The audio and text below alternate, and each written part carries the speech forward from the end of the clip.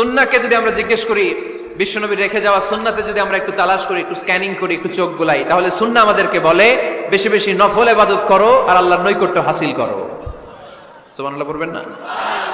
কোরআন বলেছে সেজদায় লুটিয়ে পড়ো। যা যা বললাম আমি ওঠার আগে জিজ্ঞেস করে আবার শুনে যাব, কারণ আমি মনে করি এটা ক্লাস। এটা কি ক্লাসে পড়া দেওয়া নেওয়া আছে না নাই? এতক্ষণ পড়ানোর পরে জিজ্ঞেস করার দরকার আছে না নাই? কোরআন বলছে কি আর সুন্নাহ কি বলে? নফল ইবাদত। আওয়াজ করে বলতে হবে, সুন্নাহ কি বলে? বুখারীর বর্ণনা, আল্লাহর হাবিব সাল্লাল্লাহু আলাইহি ওয়াসাল্লাম বলেন, মা ইয়াজালু আবদি ইয়াতাকাররাবু ইলাইয়া বিন নওয়াফিল। বান্দা যত বেশি নফল ইবাদত করতে থাকে, করতে করতে করতে করতে বান্দা আমার কাছের নৈকট্য প্রাপ্ত বান্দা হয়ে যায়। হাত্তা উহিব্বাহু, এরপর আমি আমার বান্দারে এত ভালোবাসি, কুনতু সামআহুল্লাযী ইয়াসমাউ বিহি। বান্দা যখন শুনে সে তার নিজের কান দিয়ে শুনে না, আমি আল্লাহর কানে শুনে।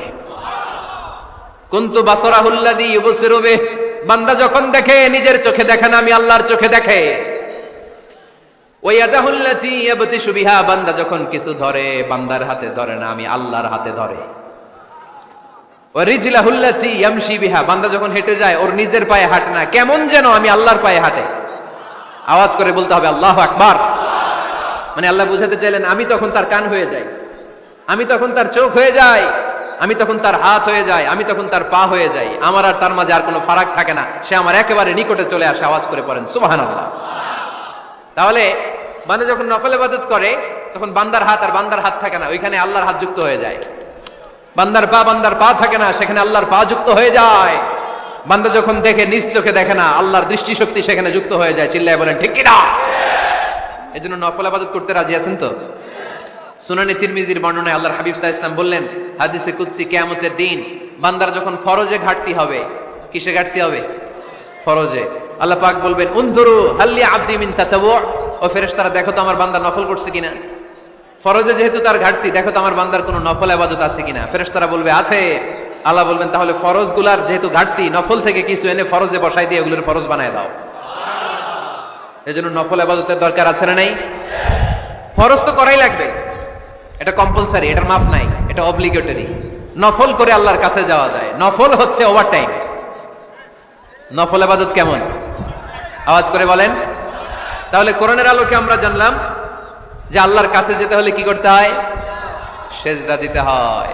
আর সুন্নাহর আলোকে আমরা জানলাম আল্লাহর কাছে যেতে হলে কি করার মাধ্যমে কাছে যেতে হয়? আওয়াজ করে বলেন। নফল ইবাদত করতে রাজি আছেন সবাই? সবচাইতে শ্রেষ্ঠ নফল ইবাদত হচ্ছে কোরআনের তেলাওয়াত, ঠিক কি না? আল্লাহর হাবিব সাল্লাল্লাহু আলাইহি ওয়াসাল্লাম বললেন, নফল ইবাদতের মাধ্যমে আল্লাহর কাছে যেতে চাও, নৈকট্যপ্রাপ্ত বান্দা হতে চাও, আফদলুল ইবাদাতি তিলাওয়াতুল কোরআন। সবচাইতে যত নফল ইবাদতের লিস্ট হতে পারে, এই লিস্টে র‍্যাঙ্কিং এ 1 নাম্বার থাকবে কোরআনের তেলাওয়াত। এই কোরআন তেলাওয়াত করতে রাজি আছেন তো? তাহলে কোরআন তেলাওয়াত করব।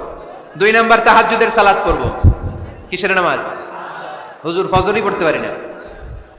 ফজরই যে ফজর পড়ে তার জন্যই না তাহাজ্জুদ, ঠিক কি না? ফজরই তো পড়তে পারি না, তাহাজ্জুদ করব কখন? তাহাজ্জুদ পড়লে আপনার মর্যাদা বাড়ায় দিবে কে? রব্বুল আলামিন বলেন, ওয়া মিনাল লাইলি ফাতাহাজ্জাদ বিহি নাফিলাতান লাকা আসা আন ইয়াবআসাকা রাব্বুকা মাকামান মাহমুদা। তাহাজ্জুদের নামাজ যারা পড়বে তাদের মর্যাদা বাড়িয়ে দেয় কে? আল্লাহ। কারণ ওই মুহূর্তে আল্লাহ প্রথম আকাশে নেমে আসেন আর ডাকে, আলা মিন মুস্তাগফিরিন আগফিরালা, কার ক্ষমা দরকার ক্ষমা চা, ক্ষমা করে দেব। আলা মিন মুস্তাকসিন আকসুলা, কার খাবারের দরকার পোশাকের দরকার চাও দিয়ে দেব। চাও, কার কি লাগবে চাও আমি দিয়ে দেব। এজন্য শেষ রাতের দোয়া আল্লাহ কবুল করে। এই যে রমজান আসতেছে না সামনে, কোন মাসে রমজান? এপ্রিলে। সেজদায়ে নত হও, অশ্রু ছাড়ো, প্রভুর শরণে হৃদয় গাড়ো। সেজদায়ে নত হও, অশ্রু ছাড়ো, প্রভুর শরণে হৃদয় গাড়ো। প্রাণ খুলে সব ব্যথা বলো প্রভুকে, বলো প্রভুকে। রাত কি কেটে যাবে ঘুমে অলসে, রাত কি কেটে যাবে ঘুমে অলসে, তুমি কি জানবে না তোমার নিজেকে প্রভুকে, রাত কি কেটে যাবে ঘুমে অলসে। ঠিক কিনা? ঘুমে অলসে আমাদের রাত কেটে যায়, সেজদা দেওয়ার সময় নাই। কখন প্রভুর দরবারে হাজিরা দেব, কখন সেজদা দেব? আল্লাহর হাবিব সাল্লাল্লাহু আলাইহি ওয়াসাল্লাম বললেন, আকরাবু মা ইয়াকুনুল আবদু মির রাব্বিহি ওয়া হুয়া সাজিদ ফাকসিরু ফীহি দুআ। তোমরা যখন সেজদায় লুটিয়ে পড়ো তখন তোমরা আল্লাহর সবচাইতে কাছে চলে যাও, এজন্য ওই সময় বেশি বেশি আল্লাহর কাছে চেয়ে নাও। সুবহানাল্লাহ পড়েন। মনের যত আকুতি আছে, যত জ্বালা আছে, যত বেদনা, সেজদায় পড়ে আল্লাহরে বলার দরকার আছে না নাই? কারণ কেউ যেটা শোনে না, শোনে কে? পরীক্ষায় ভালো করতে চান, সেজদায় লুটিয়ে পড়ে আল্লাহরে বলেন। নেককার স্ত্রী চান, সেজদায় পড়ে আল্লাহরে বলেন। নেককার সন্তান চান, সেজদায় লুটিয়ে পড়ে আল্লাহরে বলেন। বিসিএস পরীক্ষায় টিকতে চান, সেজদায় লুটিয়ে পড়ে আল্লাহকে বলেন। পাসপোর্ট দিয়ে রেখেছেন, ভিসা হয় না, সেজদায় লুটিয়ে পড়ে আল্লাহরে বলেন। মনের যত জ্বালা, যত যন্ত্রণা, যত আকুতি, যত হাহাকার, সেজদায় লুটিয়ে পড়ে আল্লাহরে বলেন।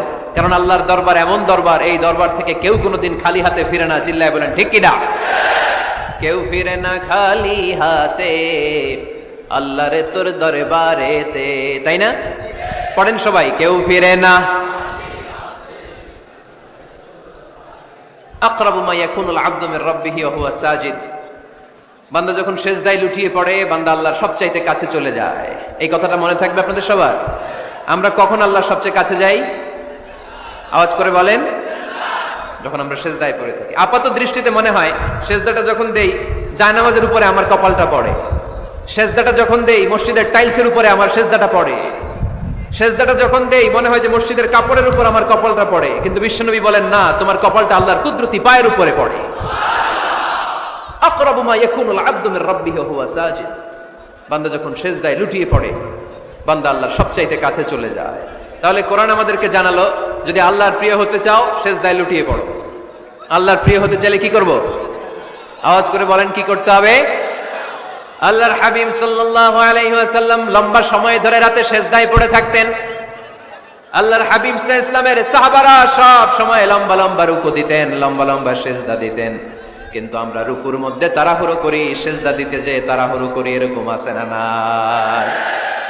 নিমশার এলাকায় এরকম কেউ নাই আলহামদুলিল্লাহ। আপনারা তাড়াহুড়ো করেন? করবেন না আমার ভাইয়েরা। There is no rushing in সালাহ। সালাতে তাড়াহুড়ো নেই।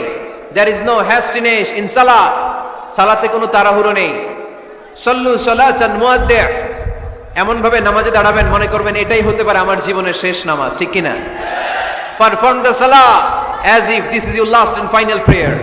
এমন ভাবে মুসল্লায় দাঁড়ান মনে করেন এটাই হতে পারে জীবনের শেষ নামাজ। This is my last chance. এখন বাজে 3:30। কেউ যদি বলে আসরের যে নামাজটা পড়বেন এটাই আপনার জীবনের শেষ নামাজ, ওই নামাজ আপনি তাড়াহুড়া করবেন? কথা বলেন। আরে কাঁদতে কাঁদতে আপনি শেষ। এত সুন্দর ওযু বানাবেন, এত সুন্দর আতর মেখে জায়নামাজ বিছিয়ে পাঞ্জাবিটা পরে আপনি নামাজে দাঁড়াবেন। রুকুতে কি সুন্দর রুকু করবেন, লম্বা সময় সেজদা করে চোখের পানি দিয়ে তো সেদিন আপনার জায়নামাজ আপনি ভিজিয়ে দিবেন, ঠিক কি না? কেন এমনটা করবেন? কারণ আপনি জেনে গিয়েছেন এটাই আমার শেষ নামাজ, তাই না? তো প্রতিটা নামাজের সময় এই জিনিসটা ভাবলে সমস্যা কোথায়? আমরা যে আরো আধা ঘন্টা এখানকার সবাই বেঁচে থাকবো কোনো গ্যারান্টি আছে? আরো 10 মিনিট হায়াত পাবো, গ্যারান্টি?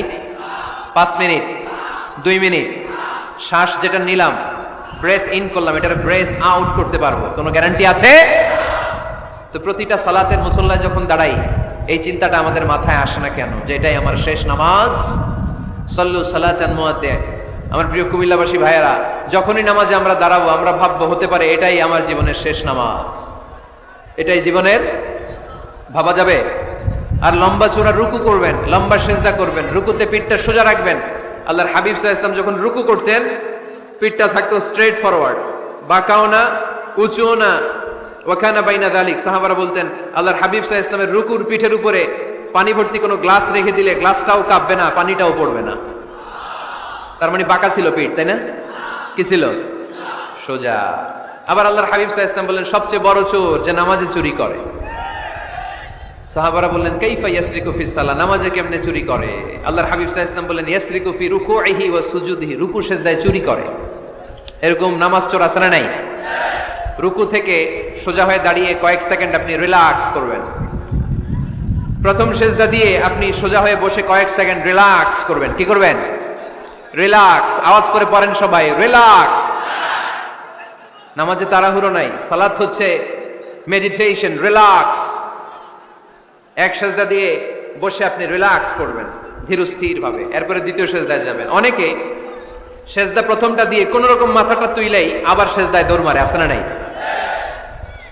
রুকু থেকে স্ট্রেট ফরওয়ার্ড দাঁড়ানোর কথা, দাঁড়িয়ে 1-2 সেকেন্ড রিল্যাক্স করার কথা, ওইটা না করে রুকু থেকে কোন রকম মাথা তুলেই আবার সেজদায় দৌড় মারে, এরকম ডাকাত আছে না নাই? এরাই সালাত চোর। আমরা যেন নামাজ চোরের খাতায় নিজেদের নাম না তুলি, আমরা যেন বেশি বেশি আল্লাহর সেজদা দেই। তাহলে কোরআন আমাদেরকে জানালো আমরা যদি আল্লাহর কাছে যেতে চাই কি করতে হবে? বইলা গেছি, খাইয়া ফেলাইছি, আওয়াজ করে বলেন কি করবেন? আল্লাহর হাবিব সাল্লাল্লাহু আলাইহি ওয়াসাল্লাম সব সময় লম্বা লম্বা সেজদায় পড়ে থাকতেন। আল্লাহর নবীর সাহাবারা সব সময় লম্বা লম্বা সেজদায় পড়ে থাকতেন। আল্লাহ বলেন তারাহুম রুকআন সুজদা। আপনি দেখবেন আল্লাহর নবীর সাহাবারা আবু বকর, ওমর, উসমান, আলী রাদিয়াল্লাহু তাআলা আনহুম আজমাইন, তাদের স্বভাব ছিল বিপদে পড়লেই লম্বা লম্বা সেজদায় পড়ে যেতেন।